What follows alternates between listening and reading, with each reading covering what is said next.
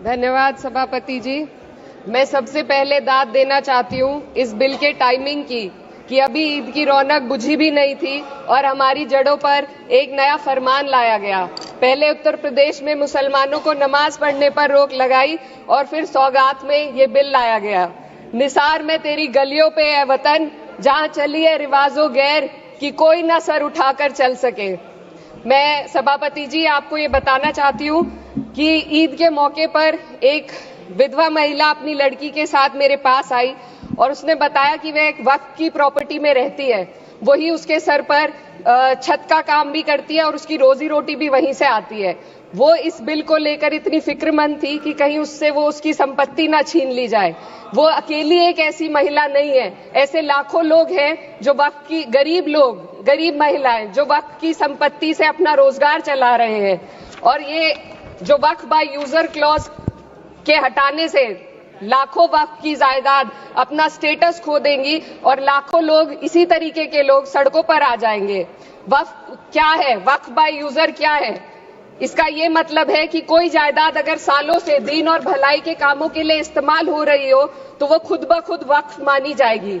हिंदुस्तान की अदालतों ने भी इस बात को तस्लीम किया है। वक्फ बाय यूजर सिर्फ वक्फ बोर्ड को ही मिली कोई खास सौगात नहीं है, ये बल्कि सभी अन्य धार्मिक ट्रस्टों को परंपरा और यूज के आधार पर बिना किसी डॉक्यूमेंटेशन के धार्मिक चरित्र को डिक्लेयर करने का राइट मिला हुआ है। भारत के संविधान के आर्टिकल 13 क्लॉज 3 में कस्टम और यूसेज को कानूनी वैधानिकता प्रदान करता है। इसी आर्टिकल से वक्फ बाय यूजर भी निकला गया है। इस बिल के कानून बनने पर वक्फ बोर्ड तो इस प्रोविजन से हाथ धो बैठेगा, लेकिन अन्य धार्मिक ट्रस्टों को यह सुविधा जारी रहेगी।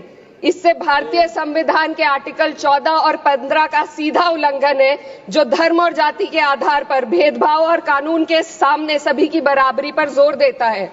मैं इसके साथ ये भी कहना चाहती हूँ कि सत्ता के लोग जो एक दूसरे की पीठ थपथपा रहे हैं कि वक्फ बाय यूजर का जो अमेंडमेंट इन्होंने दिया उसको एक्सेप्ट कर लिया गया है, लेकिन इनकी शरारत यह है कि उसके साथ ही एक ऐसा प्रोवाइजो इसमें शामिल किया गया जिसके आधार पर यह कहा गया है कि अगर कोई भी वक्फ की संपत्ति विवादित हो तो वो अपना वक्फ स्टेटस खो देगी। तो जो अमेंडमेंट इन्होंने दिया है जिसको एक्सेप्ट कर लिया गया है उसका कोई मतलब नहीं है, ये इनकी नीयत है जो साफ जाहिर हो रही है। सोने पर सुहागा एक काम और किया है, सरकार ने वक्फ की कानून के सेक्शन 107 को हटाकर लिमिटेशन एक्ट में 12 साल तक ही किसी के खिलाफ अदालत में जाने का प्रोविजन है। सेक्शन 107 में बोर्ड को लिमिटेशन एक्ट से राहत मिली हुई थी। वक्फ बोर्ड कभी भी अवैध कब्जाधारियों के खिलाफ अदालत जा सकता था। अगर ये सेक्शन ना हो तो अवैध कब्जा करने वाले लोग कानूनी प्रक्रिया का फायदा उठाकर वक्फ की प्रॉपर्टी को हड़प सकते हैं। अन्य धार्मिक ट्रस्टों पर भी ये लिमिटेशन एक्ट लागू नहीं होती, तो फिर वक्फ बोर्ड के साथ ये सौतेला रवैया क्यों किया जा रहा है? धर्म को देखकर दोहरी नीति क्यों अपनाई जा रही है? सेक्शन 107 और वक्फ बाय यूजर को अगर एक साथ पढ़ा जाए तो इससे लाखों वक्फ की प्रॉपर्टी पर कब्जा किया जाएगा। इसलिए ये बिल मुसलमान की भलाई का नहीं बल्कि उनके वजूद और विरासत को मिटाने का बिल है। हिंदुस्तान में बहुत सारे धार्मिक ट्रस्ट हैं जिसमें उस खास मजहब के लोग शामिल होते हैं और उसका इंतजाम करते हैं, और ये बात समझ में आने वाली भी है क्योंकि जो व्यक्ति अपने मजहब के रीति रिवाज को जितना अच्छे से समझ सकता है किसी अन्य मजहब का व्यक्ति नहीं समझ सकता।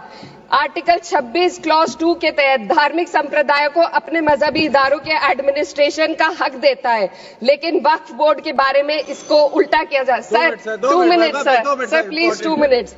सरकार इसे एक सेक्युलर बॉडी मान रही है और इसमें गैर मुस्लिमों को शामिल करने की बात कह रही है। आपके मुंह से सेक्युलरिज्म की बात सुनकर अच्छा लगा, लेकिन अगले ही पल ये भ्रम टूट जाता है क्योंकि आपको सिर्फ दान देने के लिए प्रैक्टिसिंग मुस्लिम का आपने क्लॉज डाला है, लेकिन बोर्ड में बैठने के लिए मुस्लिम होने की कोई आपकी क्लॉज नहीं है। तो इससे आपकी जो दोहरी नीति है वो साफ जाहिर होती है। ये वही सरकार है जिसने राम जन्मभूमि ट्रस्ट में ये लिख दिया कि जिला अधिकारी भी अगर होगा तो हिंदू होना चाहिए। कोई मुझे बताए कि वहां पर सेक्युलरिज्म का रस क्यों नहीं घोला गया। सर, आखिर में मैं अपनी बात को खत्म करने से पहले महिलाओं का मुद्दा बार बार उठाया जा रहा है। सरकार का कहना है कि बोर्ड में मुस्लिम महिलाओं को रिप्रेजेंटेशन देंगे।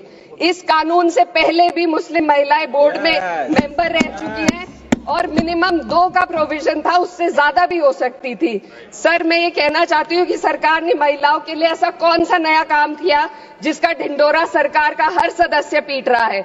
इस बात की तायीद अगर आपकी तरफ से कोई मुस्लिम महिला करती तो हम उसका यकीन भी करते, लेकिन अफसोस आपकी इतनी लंबी कतार में एक भी मुस्लिम महिला नजर नहीं आती है।